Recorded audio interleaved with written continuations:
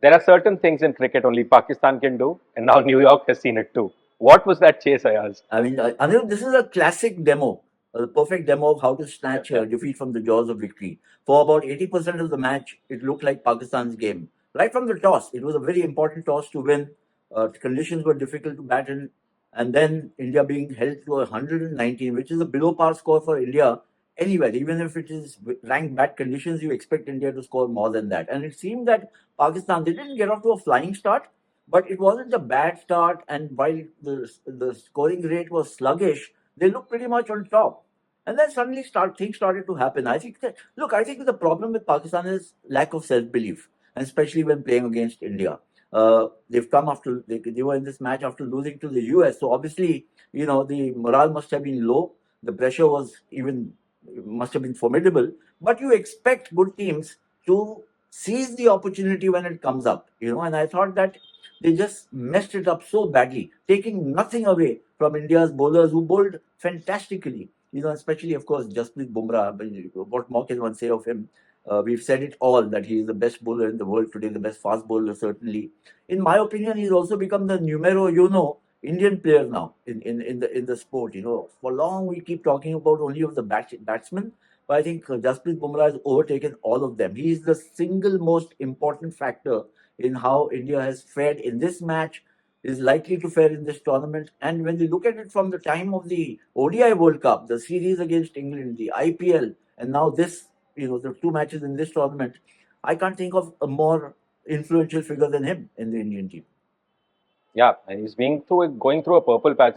He's going through a phase in which it seems like you can't hit him, you can't defend against him, and all you can do is just pray that it's over soon. So Bumrah is doing Bumrah things. But I wanted to talk to you about, like, for in our review, in our preview for this match, we talked about, you talked about batting probably being the difference between the two teams. So we saw that yesterday.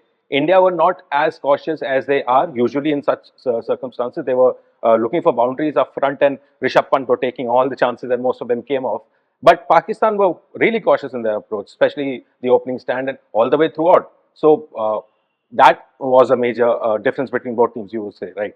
Oh, absolutely. I think Pakistan froze actually on the day. I mean, they bowled well. Yeah. Remember that they got very early wickets in the power play. Rohit and Virat, those two really big wickets. Lucky knock from Rishabh Pant, but that's what you expect from somebody in the top order to do that. Pakistan missed that. They had Rizwan who was holding one hand up. Babar Azam, he's going through the horrors. I mean, he's such an uninspiring figure on the field with bat in hand, without bat in hand. So I mean, that's a different issue. Babar Azam and how he's been kind of let down by his own lack of imagination as a captain and inability as a batsman to come good. And then, of course, you got Fakhar Zaman. I thought maybe a Fakhar Zaman would play a Rishabh Pant kind of a knock and put Pakistan ahead. It didn't happen. So, and Bumrah, every time it looked that there might be a spark of a revival or some hope that Pakistan's hopes were increasing, he would come and pick a wicket. I mean, Rizwan's wicket was really the one which sounded the death knell, isn't it, for Pakistan? So overall, I think India must be really commended for holding their nerve. I read in the papers today that Jasprit Bumrah talked about the calmness of the Indian team. They didn't buckle under saying, oh God, 119, how do we defend it? They didn't panic. In fact, it was Pakistan who panicked despite chasing such a paltry score. So, I mean, all credit to India for having won this match. Yeah. And so finally, looking forward now, this could mean that Pakistan are knocked out and that India and the US, if they win against Ireland, are likely through. So how huge would that be for the hosts? I mean, I think Pakistan are in the dumps. I can't see them making the cut. It needs too many things to happen in their favor for them to go through to the Super 8. So right now it's about Ireland or US joining India in the Super 8. That'll be a needle finish. It could be. We'll have to wait and see if Ireland can show the better experience in these situations. They've got the more experience than the US. But I think India need to, kind of in the remaining matches, iron out some wrinkles if there are. I thought that, maybe they'll try out a couple of spinners, Yuzvendra Chahal or a Kuldeep, because they've got the buffer now to try and do some things, to prime themselves for the Super 8 stage. Yeah.